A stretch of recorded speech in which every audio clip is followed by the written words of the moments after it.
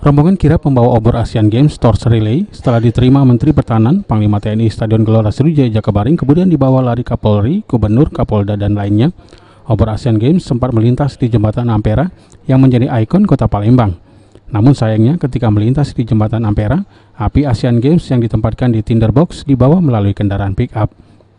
Rangkaian pembawa obor Asian Games dengan cara berlari terakhir dilakukan di depan Mapolresta Palembang.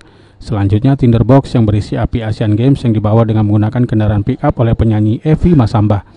Rombongan kirap membawa obor Asian Games ini disertai kendaraan patroli Satlantas Polresta Palembang, mobil Rantais Primob, komunitas sepeda, dan rombongan lainnya.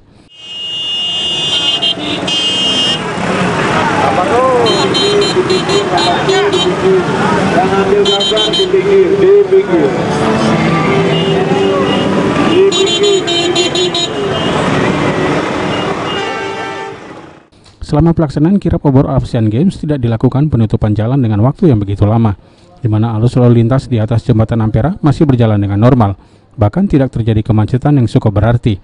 Selain melintas di atas Jembatan Ampera, kirap obor Asian Games juga akan melewati jalan protokol di Kota Palembang. Julius Lumban Gaul, PAL TV.